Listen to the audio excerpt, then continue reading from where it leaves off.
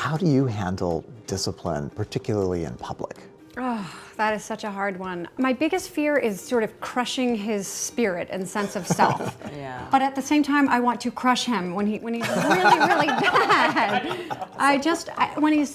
It's so rare, but there are moments. She scares me a little. I generally stay really calm, and it took 4 years for me to get to a point where I'm super calm, so that when I'm not calm, he takes it really seriously. We are not peers. No. I am the boss, Yeah. so I will not get on your eye level. You're not going to do that. What you're doing right now is not okay. End of conversation. I'm Italian, I kind of get loud regularly, and I try really hard with my kids not to do that. I really do. But I do this thing where I take her hand or his hand and I just kind of squeeze really my tightly. mother used to do that and I'm too. like, we're going to talk about this It's later. like, you know. Yeah, I was just in a dance Yeah. class with her, and she hates this dance class and wanted me to see it. So it was a parent observation. So she literally gave me dirty looks the whole time, and she went like this, like she barely did everything. Everything was like she didn't even care. And I just looked at her the whole time, and afterwards she's like, "Yeah, Mom," and I'm like, we'll talk in the car. And just saying that, tears came down her face. And we had the whole conversation. It went really well though, because I saved the conversation for later. the car. I think that's for good. the car. I try to remember when things are happening to sort of stay present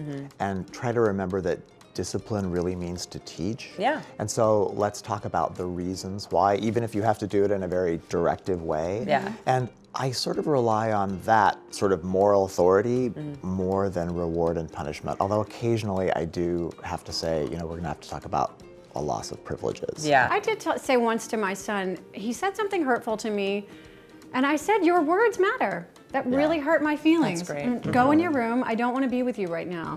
And I calmly, and he did. He went into his room, and then he came back out. And, "I love you, Mommy," and that was really nice. But it was the first time I'd ever said that to him. Just what you said was hurtful.